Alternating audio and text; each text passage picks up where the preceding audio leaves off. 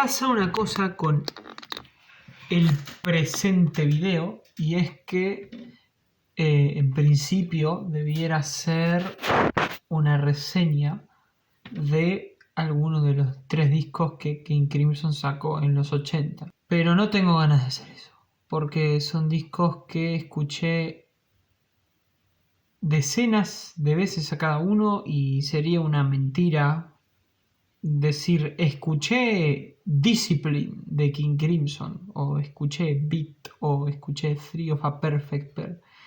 Entonces prefiero hablar un poco de esta formación de King Crimson, que es mi banda favorita, la que yo opino que es la mejor formación de la historia de King Crimson, y no es para menos. Obviamente esto es por la reunión de Adrian Belew y Tony Levin con Steve Vai y el batero de Tool, que no me acuerdo ahora cómo se llama, pero que armaron este supergrupo llamado Beat, que tiene el objetivo de justamente tocar esta música de la que hoy estamos hablando. Es un poco difícil explicar lo importante que es esta banda para mí, pero creo que es un poco la culpable de que yo esté haciendo esto. Obviamente, ¿no? Si no existiera esta formación, no existiría este video tampoco, pero tampoco creo que existieran muchas de las reseñas que vengo haciendo últimamente. Convengamos que es muy importante la llegada de la banda Beat a la Argentina, porque sí, la banda Beat va a tocar en la Argentina y los voy a ir a ver. Siendo una banda tan importante para mí, siendo 3 discos tan importantes para mí, que me los sé casi de punta a punta, eventualmente tendrán cada uno su reseña en las próximas semanas, pero prefería primero hacer esto a modo de celebración un poco de esta reunión que va a ocurrir. Y quería un poco leer esta revista de la Rolling Stone, que tiene un segmento dedicado a esta nueva banda Beat, porque contiene una entrevista a Adrian Belew, el guitarrista y vocalista de este supergrupo y también el frontman de aquella formación de King Crimson. Así que nada, vamos a leerla. Y sobre las preguntas y las respuestas estoy yo solo. Voy a ir haciendo incisos al respecto. Uy, se prendió la compu.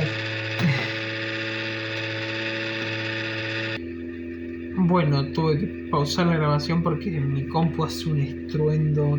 Háganme acordar que limpie el ventilador. El segmento arranca con, la típica chupada de medias antes de la entrevista. A mediados de los 80 no había músico con mejor currículum vital que Adrian Belew. El norteamericano nacido en Kentucky había hecho una meteórica carrera que arrancó a fines de los 70. Había tocado y grabado con Frank Zappa, con Bowie, Talking Heads. Bueno, todo esto es cierto. Vamos a empezar de verdad. ¿Cómo se te ocurrió la idea de revisitar el catálogo de King Crimson en los 80 y por qué elegiste el nombre Beat? En 2019 me di cuenta de que estábamos cerca del 40º aniversario de Discipline y pensé que podíamos salir a tocar el álbum. Consulté a Robert Fripp, que declinó la propuesta, pero me dio luz verde para hacer lo que quisiera. Bueno, a ver, pasa una cosa con esto. Es bastante evidente por qué en realidad se hizo una reunión para hacer esta música. Obviamente es la guita, pero bueno, obviamente no lo pueden decir así. Es como tienen que decir, no, porque se acercaba el aniversario, entonces tenía ganas de visitar un poco. Es lo mismo que hizo Nito Mestre con la música de Sui Generis, con la diferencia de que Nito Mestre mintió porque se está acercando la Michiken. ¿Qué querés? ¿Qué pasa? ¿Ves que le estoy dando bola a la revista y querés que te dé bola a vos? Bueno, pero igualmente es razonable, ¿no? Creo que no es que están mintiendo no, porque a mí me gusta esta música y la quiero tocar, sino que el tipo como que lo dice de una manera que uno entiende que es como que le quiero dar rodaje a esto, ¿no? Entonces le quiero dar como vueltas de nuevo a que esto pase de nuevo. Sentí que era tiempo de darle una segunda vida a esa música. Ahí está. A lo largo de los años mucha gente me dijo que esos eran sus discos favoritos de King Crimson. Esto es cierto. O sea, la formación... Esta banda... Ahí se cayó la compu. Originalmente iba a ser una banda diferente. Se iba a llamar Discipline.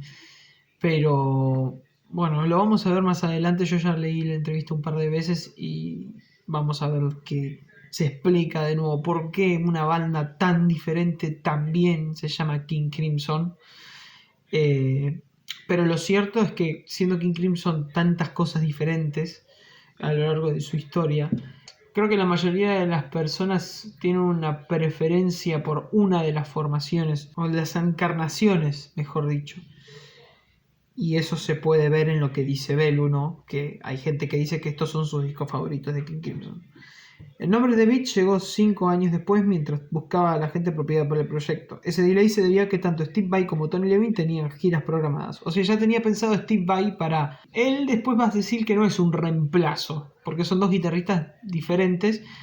Sin embargo, yo creo que la clava en el ángulo, es decir, poniendo a Steve Vai porque no puede poner a Robert Fripp, porque Robert Fripp no quiso... La clavó en el ángulo Adrián Belew. Cuando el grupo se armó, recurrí otra vez a Robert, que me preguntó cuál era el nombre del grupo. No lo sé, le dije. Robert había usado el nombre Discipline para varios proyectos y Theory of a Perfect Pain lo usamos alguna vez con Tony, por lo que me dijo que le pusiéramos Beat y que cuando saliéramos a tocar estaría en la primera fila. Bueno, no hay muchos comentarios, pero Beat probablemente es uno de los discos más infravalorados de King Crimson y creo que es también uno de los más criticados. Esta trilogía de Discipline, Beat, Theory of a Perfect Pain siempre tuvo como muy claro superior al primero, a Discipline. Y Beat y Theory of a Perfect Pain se vieron un poco relegados porque capaz el sonido era muy pop para los estándares de la banda y Discipline era el más experimental de los tres en algún punto, aunque Beat y Theory of a Perfect aunque los otros dos tenían sus partes un poco de Lulu. Pregunta, me resulta rara la inclusión de un guitarrista tan distinto a Fripp como Steve Vai, alguien más bien ligado al metal. ¿Él hace las partes de Robert Fripp? Sí, pero a su estilo, y Robert aprueba eso. Yo quería que se respeten las cosas esenciales, pero después cada uno puede hacer su propia música. Quería que Steve Vai sea Steve Vai y lo hizo mucho mejor de lo que yo esperaba. Puedes escuchar a Vai, pero también al Robert Fripp de los 80. Y a esto me refiero, ¿no? Son guitarristas que tienen esta fama de técnicos, pero diferentes. Tienen trayectorias muy diferentes. Vai siendo mucho más solista y Fripp siendo mucho más sesionista. Fripp siempre habiendo sido un poco más quizás vanguardista. Bueno, no conozco tanto la música de Steve Vai en realidad. Y bueno, está bien lo que dice Belew de decir que es un reemplazo, pero el estilo es propio. Y es lo mismo que pasó con King Crimson a lo largo de toda su historia, ¿no? Estas mutaciones que tuvo son por esas mismas razones, así que es perfectamente válido. ¿Qué recordás de los primeros días de aquella formación de King Crimson, cuando aún se llamaba Discipline? Como Discipline solo tocamos algunos shows por Inglaterra para testear el material antes de grabarlo. Y lo que más recuerdo es que no teníamos mucho material. Eran 40 o 45 minutos. Michi, no leo. Eran 40 o 45 minutos y después la gente quedaba medio pasmada. Dirían, eso es todo. Una vez en Alemania alguien se enojó y entró a tirar cosas, por lo que tuvimos que volver al escenario y repetir canciones. Después de grabar el disco, acumulamos más material y pudimos salir a tocar sin problemas. Hay algo raro con esto. La gente se quejaba de que la música era rara. Lo cierto es que los finales de los 70 y los principios de los 80 son años muy bizarros en cuanto a música occidental. Pero que haya pasado esto en esa época, con ese contexto, y teniendo en cuenta que todavía no se llamaba King Crimson esto, quizás la gente se lo veía venir. Me pareció siempre curioso ver cómo nadie juzgó negativamente a Robert Fripp ni a nadie por haberle puesto King Crimson a esta banda tan diferente. Creo que como que siempre se asumió, siempre se aceptó. Bueno, creo que la siguiente pregunta es respecto de eso, pero la verdad que, bueno, quizás alguien corríjame cómo eran vistos artistas como Talking Heads, cómo cayó Scary Monsters, cómo cayó el New Wave en su momento. ¿Cómo lo recibió el público cuando el grupo pasó a llamarse King Crimson? Era la primera vez que King Crimson tenía un segundo guitarrista que además era cantante y frontman. Sé de mucha gente a la que esto no le gustó. Me culparon por el cambio de dirección, pero la realidad es que el grupo apuntaba a hacer algo distinto. No se trataba de volver a hacer el primer disco de la banda, que no tengo ganas de pronunciar el nombre porque es re complicado. El nombre Discipline trajo algunos problemas porque para Tony y para mí, los americanos del grupo, la palabra tiene otra connotación. No es un nombre amigable. Y un día Robert dijo, bueno, como quiera que se llame, esta banda tiene el espíritu de King Crimson. Y yo dije, llamémosla King Crimson porque para mí King Crimson era un nombre venerable con trayectoria, mientras que un nombre nuevo sería malo para una banda sin trayectoria. Bueno, básicamente fue una maniobra un poco de marketing, pero que tuvo muy positivos resultados. Pero bueno, así lo pensó la gente en su momento y de todos modos, si el mismo chabón dijo que tenía el espíritu de la banda, bueno, así lo afirmó. Beat es tal vez el más emotivo de los 3 discos de King Crimson en los 80, sin embargo una vez dijiste que fue tu peor experiencia de grabación. ¿A qué te referías? Para Robert la banda estaba yendo hacia un lugar que estaba fuera de su esquema. No le gustaba lo que pasaba. Estuvimos 6 semanas grabando el disco en Inglaterra y Robert llegaba al mediodía y anunciaba que estaría en la cafetería al lado leyendo, pero que podíamos llamarlo si lo necesitábamos. Eso hizo muy difícil la grabación. Perdí el pelo por el estrés, tuve alopecia, de golpe no tenía compañero y debía complacer a alguien que no quería formar parte del proyecto y casi todo lo que hacíamos era rechazado. Era muy difícil convencer a Robert de aportar algo. Bueno, esto es bastante nuevo para mí cuando lo leí por primera vez. No tenía idea de lo complicado que... No tenía idea de que había sido tan complicado el proceso de grabación de ese disco. No tenía idea de que Robert Fripp había laburado tan poco. Eso explica quizás lo pop que es Beat en algunos aspectos. Es un disco que claramente se ve que lo lideró Belu. También es un disco conceptual que habla de la generación Beat de escritores, de la cual yo no tengo ni puta idea, pero la mayoría de los temas están inspirados en libros de este movimiento. Así que eso explica bastante el cambio.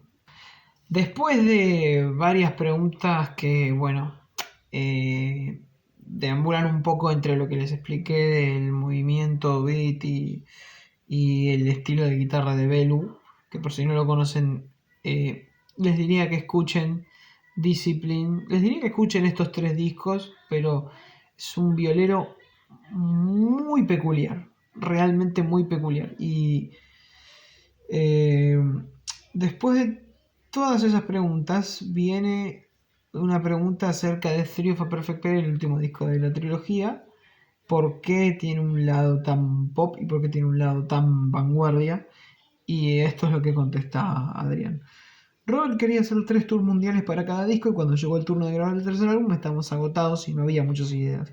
Yo tomé la iniciativa de escribir canciones por mi lado fuera de la órbita de Robert. Su contribución fue mínima, tal vez mayor en el tema Theory of a Perfect Pair donde aparece su técnica de guitarra, pero por otro lado teníamos como un sonido nuevo producto de las giras y dijimos, bueno, hagamos esta especie de ruido al estilo del rock industrial.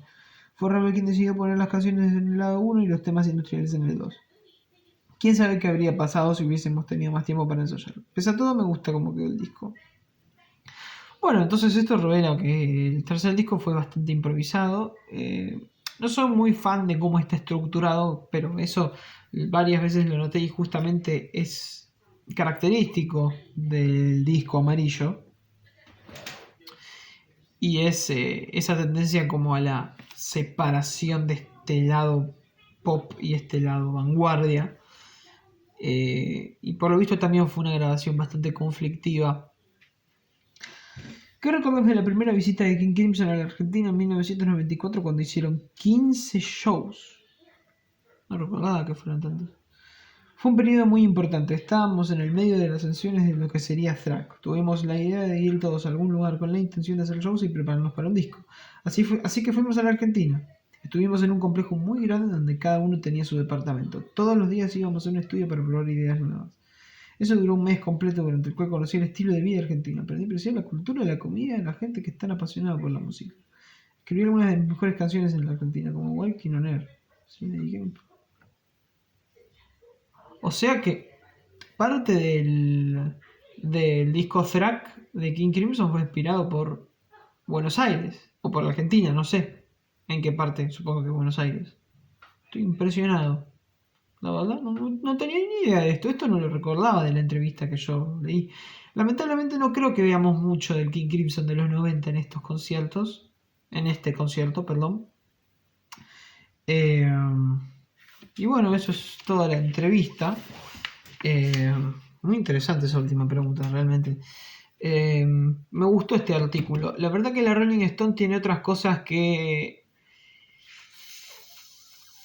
Pero esta entrevista está bastante bien.